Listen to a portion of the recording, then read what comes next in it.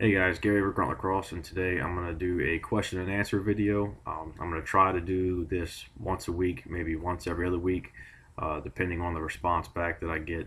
Um, I get a lot of questions through comments. I get some in emails. I get some on messages through Facebook. So, and like I said, I don't respond back all the time because I was planning on doing something like this and answering them in videos and stuff like that. If I sat there and respond to every comment, I'd be on my phone all day and all night. The other night at work, I think I was answering emails for like 4 hours while I was at work. Good thing is I have that benefit to be able to do that sometimes. So let's get started.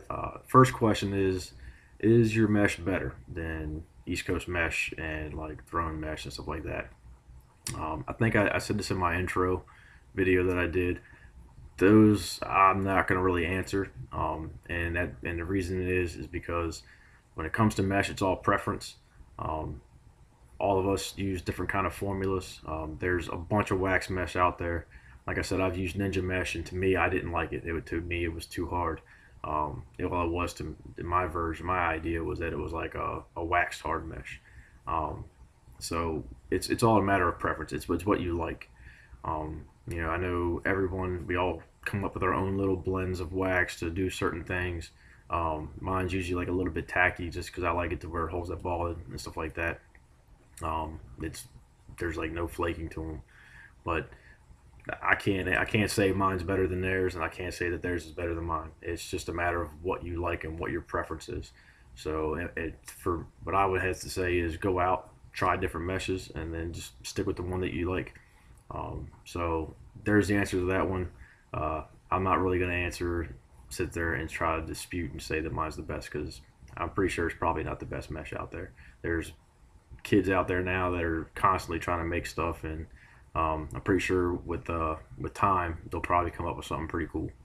So the second one is how do you maintain a traditional style pocket? Um, Traditional pockets, they're a pain. I love them though. But like I said before in other videos, um, if you're gonna sell something, then you better use it. So that's the reason why I use my mesh. I'm not a huge mesh fan as it is, but I do like my mesh. So I use my mesh because, like I said, I do sell it. So to maintain a traditional pocket, this is my PETA pocket that I've done. It's on a STX Superpower, and I never really played with it. I think I used it like once or twice. But I don't have leather runners in here. Back in the day, they were actually called thongs, but I guess now they're called runners. So I've got the nylon runners in here that I bought from Stringer Shack, and I like them. They're really nice. They don't break like a leather would. So, but basically, what you want to do to maintain them is as the pocket breaks in, all you're gonna do is just tighten up the knots and bringing them all the way down, and you're gonna work them one by one and get to where they're back to their normal position. And you have to do this all the time, otherwise the pocket's just gonna fall apart. Now, what I used to do with the leather runners was I used to take the leather conditioner that you would get for baseball gloves, and I would put a dab in between all my lines, and I would just rub it all in, get it nice in there, and that will actually help preserve the life of the leather. A lot of times they get dried out just from play, so I would go through and I would do that every once in a while, and it helped maintain and preserve the life of my leather. It will discolor it if you have white, so it's going to turn kind of like almost like a little bit of a brownish color. Um, but you might be able to get like a clear one. But like I said, that's something I did, and that's my opinion. And that's how I did them. I'm not saying that's the best way to do it, but um, that's just one way of doing it. Another one is how do you make wax mesh and how do you dye stripes in the mesh? That's another question I really can't answer. Um, and I basically because there are a lot of people who make mesh and that's like their form of living, so it wouldn't be right for me to come out and say yes, this is how you do it. So now go ahead and go do it. Um, it just wouldn't be right. I don't make my living off of selling mesh or dyeing heads. I have a full-time job. I do this more as a hobby. It's fun. I actually enjoy it. It's relaxing when I string a head. It's relaxing when I dye a head and then I pull it out and take everything off and I can see the final product. And then to me, it's just enjoyable.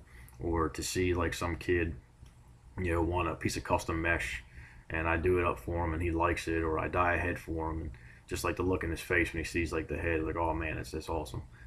Like the eagle head I did a video on. The kid loved the head.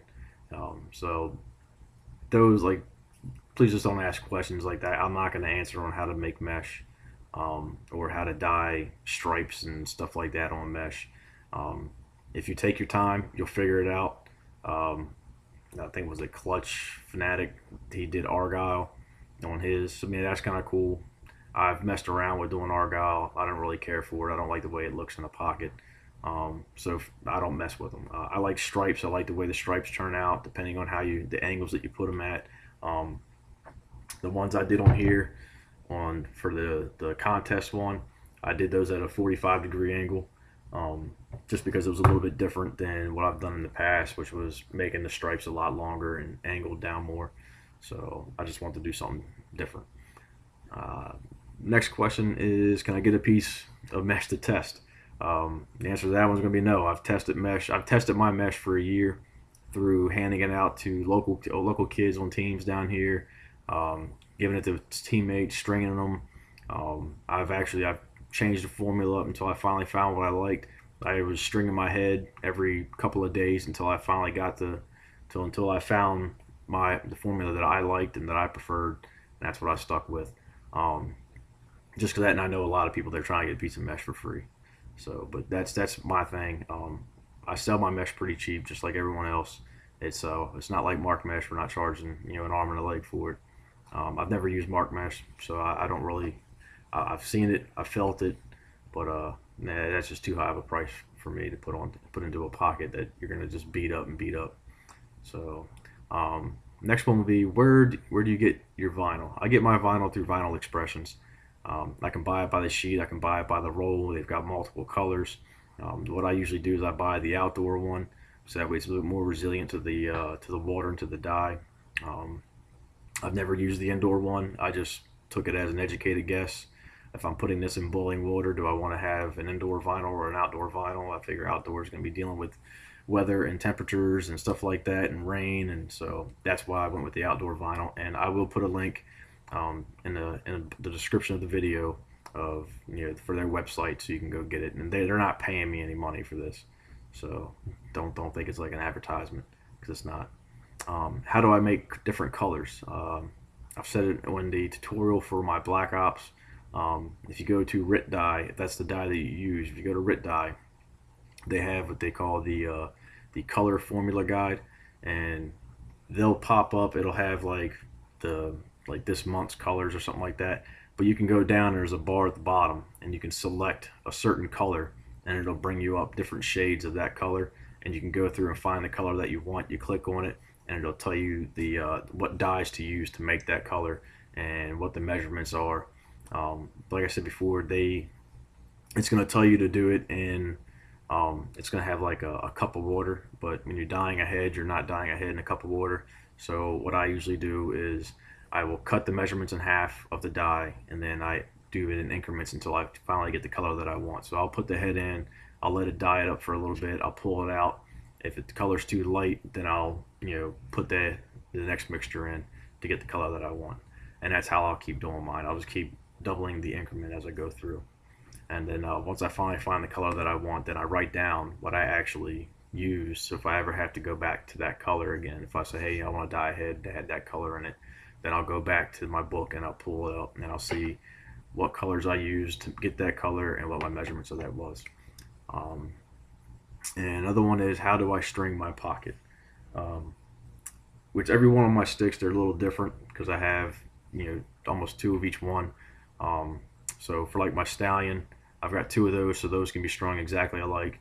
I always put the same shooter setup in all mine, and I try to get them strung exactly the same in all my sticks, whether it be a Stallion or a Cobra or an M80. So what I end up doing is I do a 9-diamond top string on all of mine, and I'll put all three of my strings in that very top hole. So on a Stallion, it's a lot easier because they have these elongated sidewall holes. All right, so it's a lot easier for me to do that. If not, you can kind of cram them in using a pair of pliers, a pair of needle nose pliers. So for my Stallion, the pattern would be, come in the top hole, and you're going to do an SI, but you're going to skip a hole. So you're going to do an SI on that third hole at the bottom. All right, then you're going to do another SI, but you're not going to skip. So you're going to come into that next sidewall. So that would be your 1, 2, 3, your 4th sidewall. You'll do an SI onto, and then you'll skip a hole, do another SI, skip a hole, and do another SI. So I bring my first 4 diamonds, I bring them down real tight to help get the channel. All right, then the next is I'm gonna go right into that next sidewall hole, and I'll do a 1 interlock, then I'll skip a hole, and I'll do a 2 interlock, and then I'll do a 1, and then I'll bring it in and tie it off on the 1. So I have 3 1s after I do my 2. And then my bottom string is just I can use it up all 4 holes, and I bring them up and bring in 2 connection points. All right. I try to do my bottom strings a little different. As you see down here, I've found that bringing them, what I'll do is I'll bring the, let me see if I can show you. But you'll bring for like a bottom string. All right. So I'll bring it up through. All right. And then I'll bring it back down to that same hole, so I create that loop. All right, so let's get a little bit more room here. All right, so I'll bring this down. Now this is going to be what's going to go up and connect through my mesh. All right, so I'll bring that back up through that loop.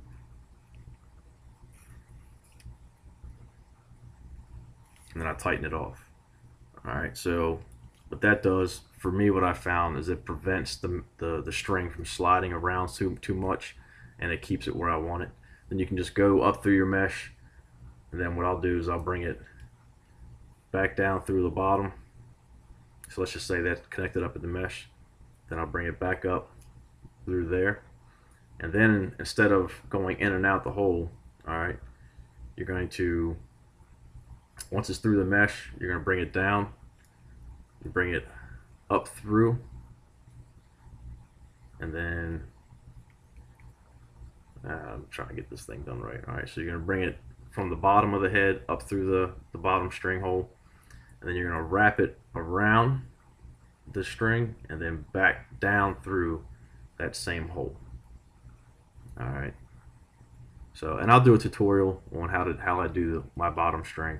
I like it just because, like I said, it keeps my bottom strings from shifting and moving around and causing my pocket to kind of aim sideways. So that's just the way that I do it. I'm not saying it's the best way. That's just my way that I do them. And on any head that I string, that's pretty much the exact same bottom string I'll do as far as tying the knots into them. Whether I may do the 2 connection points or I might just bring it up over the mesh and then down. It really all depends on the head. But that's the one way that I do that. Another one was it was in a video. It always seemed like I have a dip in my mouth, and yes, I do have a bad habit of dipping. I don't condone it. I don't glamorize it. I'm trying to quit. I actually quit for 3 years, and then I started back up when I went to Afghanistan. I just got stressed out and just kind of broke the thing and went right back into dipping again. So now I am in the process of trying to quit dipping. It just takes a little while. So for all you kids and all that stuff watching it, don't do it. It's a nasty habit. It's not good for you. It's expensive. The girls don't like it.